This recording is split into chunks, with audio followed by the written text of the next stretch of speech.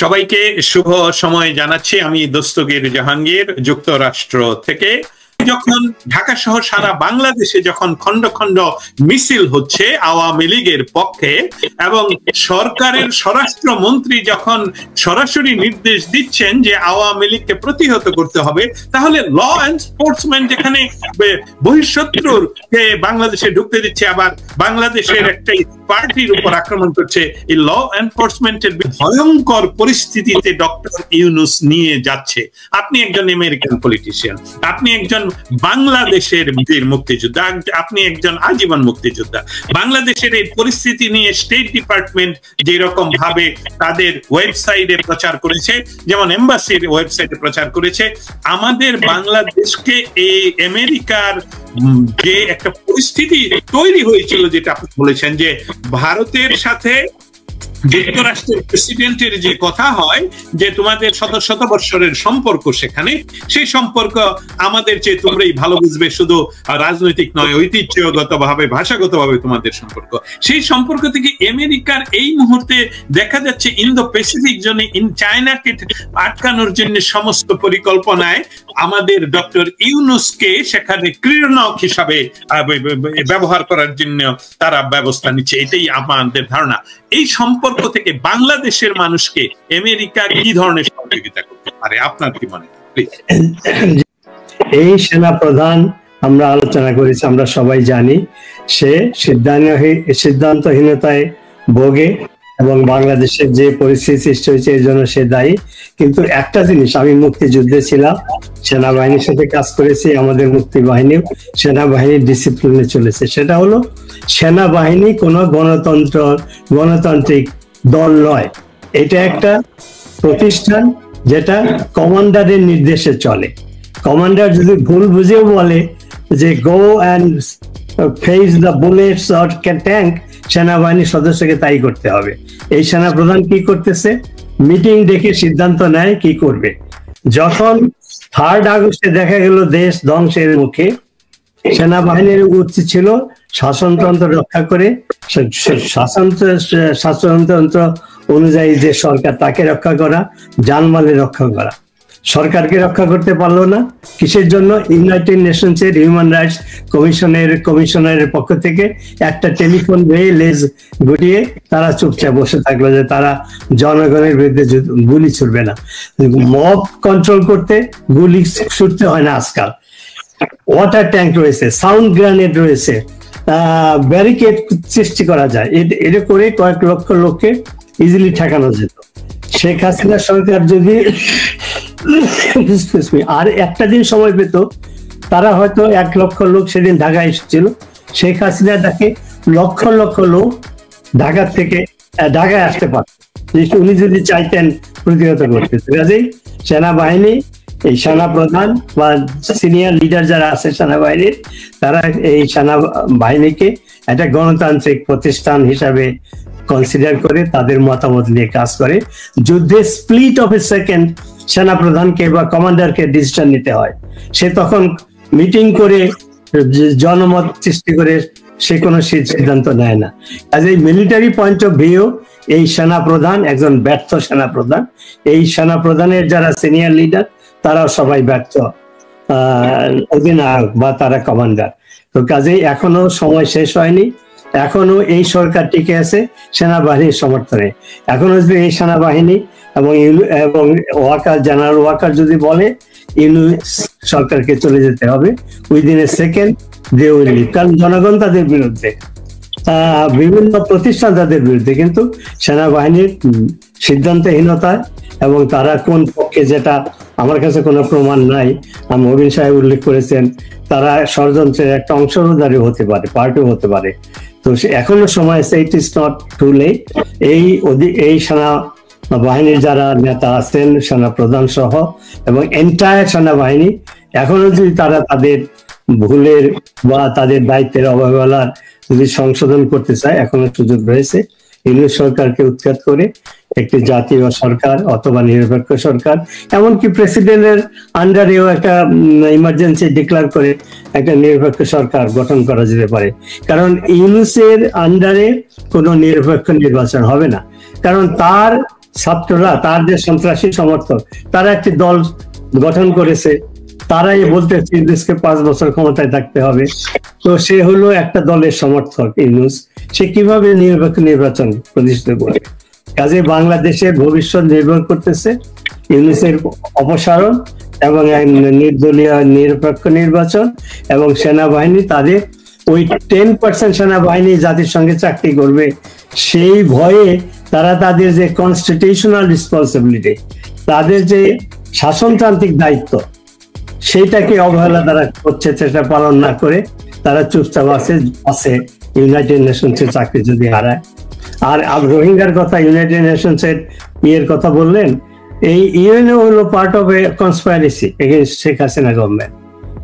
এই সরকার, শেখ হাসিনার নির্বাচিত সরকারকে পতন ঘটাতে তারা সন্ত্রাসবাদের তারা সার্থক হয়েছিল। বাইডেন অ্যাডমিনিস্ট্রেশনের ষড়যন্ত্র, ইউএনের হিউম্যান রাইটস কমিশনের ষড়যন্ত্র এবং আর্মির কোশ্চেনেবল ভূমিকা, আর বাংলাদেশের আভ্যন্তরীণ সন্ত্রাসীদের ভূমিকা, এই সবকিছু মিলেই এই শেখ হাসিনার সরকার, নির্বাচিত সরকারের অপসারণ করে বাংলাদেশকে একটি মিনি পাকিস্তান অথবা একটা আফগানিস্তান বানানোর চেষ্টা হচ্ছে। বাংলাদেশের মানুষের প্রতি একটাই, আপনারা যদি বাংলাদেশকে আফগানিস্তানের তালিবানি সরকার বানাতে না চান, মিনি পাকিস্তান না বানাতে চান, রুখে দাঁড়ান। যে পরিস্থিতির সৃষ্টি হয়েছে, যে জিওপলিটিক্যাল দ্বন্দ্ব হচ্ছে আমাদের এলাকায়, সেখানে বাংলাদেশের কোনো লাভ না হবে না। সে আমেরিকার পলিসি বাস্তবায়িত হলেও রোহিঙ্গাদের এবং সে খ্রিস্টান, সেটা আমাদের লাভ হবে না। আর ওইখানে যদি যুদ্ধটা বেঁধে যায়, কারণ চায়না তার দুটো পোর্ট তারা ইনভেস্ট করেছে billions of dollars. Already America এবং বাংলাদেশের রোহিঙ্গা নয়, আরাকানদের অ্যাক্টিভিটি দেখেই অলরেডি আমেরিকা, চাইনিজ সৈন্য তাদের ওই এলাকায় এসে গেছে, চাইনিজ ডিপ্লোমেটরা অ্যাক্টিভ হচ্ছে। যখনই সামরিক হস্তক্ষেপ শুরু হবে, সামরিক কর্মকাণ্ড শুরু হবে, তখন চায়না বসে থাকবে না। আর আমি তো ভারতের অভিজ্ঞতা, ভারতের ইন্টারেস্ট আগেই উল্লেখ করেছি, ভারতও চাইবে না যে এখানে তাদের আমেরিকান, যদিও তারা মুখে মুখে বলছে বন্ধু, কিন্তু যখনই দেখবে যে আমেরিকার জন্য ভারতের স্বার্থ বিঘ্নিত হচ্ছে, তারা বসে থাকবে না। আর ভারতের অ্যাডভান্টেজটা হলো যে বাংলাদেশের চারদিকেই হলো ভারত, তো কাজেই তারা যে কোনোভাবেই ম্যানিপুলেট করতে পারবে। তো এই ঘটনা থেকে একটাই জিনিস আমার কাছে স্পষ্ট মনে হচ্ছে, যে সিনারিওই বাস্তবায়িত হোক না কেন, বাংলাদেশ ক্ষতিগ্রস্ত হবে, আমাদের সার্বভৌমত্ব ক্ষতিগ্রস্ত হবে, এবং সেইটার ইন্ধন যোগাচ্ছে ইউনূস। কারণ আমি আগেই উল্লেখ করেছি, ইউনূস বাংলাদেশের প্রতি তার কোনো দেশপ্রেম নেই, সে একজন স্বার্থবাদী লোক। এবং এখানে যে কতগুলা কিছু আলোচনা হয়েছিল, বিস্তারিত হয়নি, যে ইউনূস একজন মিথ্যাবাদী বটে। সে শুধু স্বার্থপরই নয়, দুর্নীতিবাজি নয়, সে মিথ্যাবাদী বটে। সে এই যে রোহিঙ্গা ইস্যু নিয়ে, এই যে ইউএনের যে সেক্রেটারি জেনারেলকে নিয়ে যে নাটকটা সে করলো, টুপি পরলো, চাইনিজ চিটাগাংয়ের ভাষায় বক্তৃতা দিল, তাদেরকে ওইখানে মিটিং এ যেভাবে প্রতারণা করে নিয়ে যাওয়া হয়েছে, এগুলো থেকে ইউনূসের তার রাষ্ট্রীয় নীতি এবং তার ব্যক্তিগত নীতি প্রতিফলিত হয়। সে একজন প্রতারক, সে একজন মিথ্যাবাদী, সে দেশপ্রেমিক নয়।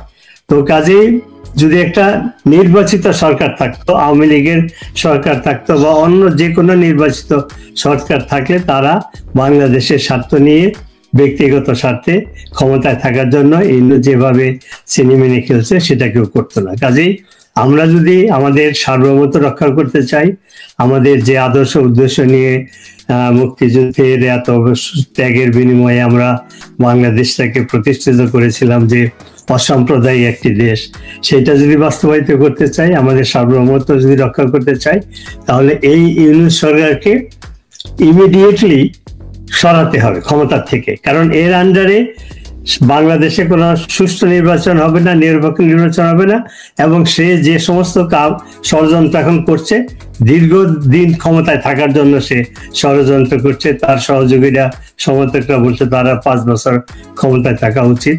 তো এই অবস্থায় আমাদের যারা সত্যিকারেই যারা ওয়েল উইশার, সে ভারত হোক, চায়না হোক, আমেরিকা হোক, বিদেশি শক্তি যারা যদি সত্যিকারের সমর্থক হয় আমাদের কি বলে আমাদের ওয়েল উইশার হয়, তাহলে এই ইউনুসকে আজকে না গতকালকেই ক্ষমতাচ্যুত করা উচিত ছিল। এবং বাংলাদেশ সেনাবাহিনী কি রোল প্লে করছে আমি কনফিউজ, তারা কোন পক্ষে কাজ করছে, বিশেষ করে সেনা প্রধানের কথা কাজ বলা মুশকিল, সে কি ইউনিসের পক্ষে না বাংলাদেশের পক্ষে বলা মুশকিল। কারণ আমরা যদি অ্যানালাইসিস করি 3 অগাস্টের ঘটনা থেকে, যে আজকে বাংলাদেশের যে রাষ্ট্রীয় যে কাঠামো ধ্বংস হয়েছে, সামাজিক ব্যবস্থা ধ্বংস হয়েছে, লুটতরাজ, রেপ, আইন শৃঙ্খলার অবনতি, পুলিশকে হত্যা করা, এই অবস্থায় আমরা যে দাঁড়িয়েছি, এর জন্য শুধু বিদেশি ষড়যন্ত্রকারীরা দায়ী নয়, শুধু ইউনিসও দায়ী নয়, সেনাবাহিনীও দায়ী। কারণ তাদের দায়িত্ব ছিল আমাদের দেশকে রক্ষা করা, সেই জন্যই সেনাবাহিনী তারা একের পর এক নিরপেক্ষ ভূমিকায় দাঁড়িয়ে এই বাংলাদেশের এই অবনতি ঘটাতে তারা অবলম্বন করেছে। তারা কিছুই করেন, রক্ষা করার বহু দায়িত্ব ছিল। কাজেই আমি শেষ কথা বলবো, বাংলাদেশ আজকে শেষ করার আগে ডক্টর নূর নবী, আপনি শেষ করার আগে 71 সনের প্রশ্নটা আপনার কাছে আবারও তুলে ধরি। 71 সনে যুক্তরাষ্ট্র বাংলাদেশের স্বাধীনতা সংগ্রামের বিরোধিতা করেছেন, 7ম নৌবহর পাঠানোর চেষ্টা করেছেন, পাকিস্তানকে অস্ত্র দিয়ে সহযোগিতা করার চেষ্টা করেছেন। আমাদের বাংলাদেশের সৌভাগ্য ছিল শ্রীমতী ইন্দিরা গান্ধীর মতন মানুষ ছিলেন, বাঙালি জাতির সৌভাগ্য ছিল আমাদের বঙ্গবন্ধু ছিলেন, এবং সোভিয়েত ইউনিয়ন আমাদের পক্ষে ছিলেন। এখনকার পরিস্থিতি যে সম্পূর্ণভাবে বাংলাদেশের রাষ্ট্রের সার্বভৌমত্বের যে একটা আন্তর্জাতিক খেলার স্পট হিসাবে দাঁড়িয়ে গেল। আমরা হয়তো 1 মাস আগে 2 মাস আগে বলছিলাম আরেকটা আফগানিস্তান, এখন আমরা দেখছি আরেকটা ইউক্রেন। আপনি এই বিষয়টা আমেরিকান রাজনীতিবিদ হিসাবে আমাদের উত্তরণের জন্য কিছু কি দেখতে পাচ্ছেন কিনা? আমেরিকার ফরেন পলিসি যদি আপনি বলেন, আমেরিকা যাদের বন্ধু তার শত্রুর দরকার নেই, এটা আপনি যদি ইতিহাস অ্যানালাইসিস করেন, ভিয়েতনামে আমেরিকা কি করেছে, আফগানিস্তানে কি করেছে, ইরাকে কি করেছে, লিবিয়াতে কি করেছে, ইয়েমেনে কি করেছে, এই দেশগুলোকে আমেরিকা তাদের ফরেন পলিসির সেই ভুয়া স্বার্থই বলেন বা মিসগাইডের স্বার্থই বলেন, এগুলো ইমপ্লিমেন্ট করার জন্য এই দেশগুলোকে ধ্বংস করেছে। এবং বাংলাদেশের মুক্তিগামী মানুষের 71-এ তারা তাদের সেই পাকিস্তানকে রক্ষা করার জন্য তাদের শত্রু চায় না, 2 পরাশক্তি মিলে তারা আমাদের বিরোধিতা করেছে। আমার সৌভাগ্য হয়েছিল মুক্তিযুদ্ধে সেই সময় ভারতীয় বাহিনী ভারতের সাথে রক্ষা করা। আপনি ইন্দিরা গান্ধী ভারতীয় বাহিনীর যে রোল উল্লেখ করেন, আমি ব্যক্তিগতভাবে সেটার সাক্ষী, আমি ব্যক্তিগতভাবে সেই কাজগুলো করেছি। তো কাজেই আজকে যে অবস্থা দাঁড়িয়েছে, বাংলাদেশের স্বার্থ ছাড়াও পৃথিবীর প্রত্যেকটা দেশেরই ইন্টারেস্ট খুবই কমপ্লেক্স। ভারত, চায়না, যেমন ভারতের কথাই বলেন, তারা চায়না আমেরিকাকে সাথে বন্ধুত্ব রাখতে চায়, আবার আমেরিকা যখন তাদের স্বার্থের বিরোধী যায়, তাদের কনফ্রন্ট করার জন্য চায়নার দিকে তারা তাকায়, রাশিয়ার দিকে তাকায়। তো সিমিলারলি ডোনাল্ড ট্রাম্প যে ভাবে স্পষ্ট কথাই বলেছিল আমেরিকান ফরেন পলিসি কি হবে, সেটা এই তার যে অর্থনৈতিক পলিসি, তার ইমিগ্রেশন পলিসি, ভিসা, বাংলাদেশের ব্যাপারে তার প্রথম দিকে যে স্পষ্ট উচ্চারণ, এখন আবার তার স্টেট ডিপার্টমেন্টের লোকজন বাংলাদেশে যাচ্ছে, ধর্মীয় উগ্রবাদের একটা কথা বলছে না, ভারতীয় কি বলে বাংলাদেশ সেনাবাহিনীর সাথে সেফ করিডোর কিভাবে আরাকানদের দেওয়া যাবে, কিভাবে চায়নার স্বার্থ বিরোধিতা করা যাবে, নিজের স্বার্থ রক্ষা করা, এগুলো নিয়ে তারা ব্যস্ত। তো কাজে তার অর্থ হলো ডক্টর নূর নবী, আমি যেটা বুঝতে পারছি যে বাংলাদেশের জনগণ